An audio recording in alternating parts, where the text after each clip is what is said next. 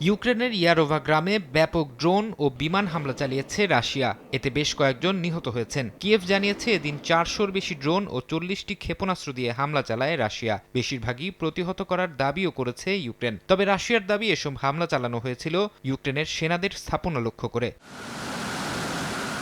এদিকে পোল্যান্ডের আকাশসীমা লঙ্ঘন করায় প্রথমবারের মতো রুশ ড্রোন ভূপাতিত করেছে দেশটি। পোল্যান্ডের সেনাবাহিনী জানায় বুধবার তারা ১৯টি ড্রোন শনাক্ত করে, যার মধ্যে কয়েকটি ধ্বংস করা হয় পোল্যান্ডের বিমান বাহিনী ও ন্যাটোর সহায়তায়। স্থানীয় সেনা কমান্ড ড্রোনের অনুপ্রবেশকে আগ্রাসী পদক্ষেপ বলে অভিহিত করেছে।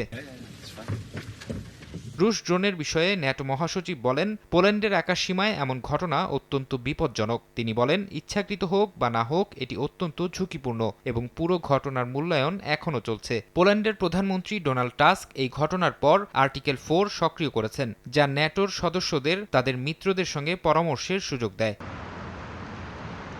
ইউরোপীয় ইউনিয়নের পররাষ্ট্র নীতি বিষয়ক প্রধান কায়া কাল্লাস বলেন, এটি ইউক্রেন যুদ্ধ শুরুর পর থেকে রাশিয়ার ইউরোপীয় আকাশসীমা লঙ্ঘনের সবচেয়ে গুরুতর ঘটনা। তার দাবি, এটি ইচ্ছাকৃত ছিল, দুর্ঘটনাবশত নয়। ইউক্রেন যুদ্ধ শেষ হওয়ার পথে নয়, বরং আরও তীব্র হচ্ছে বলেও মন্তব্য করেন তিনি।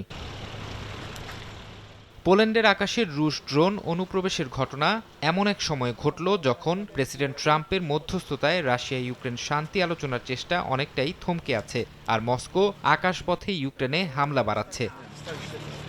ফরহাদ চৌধুরী, সময় সংবাদ।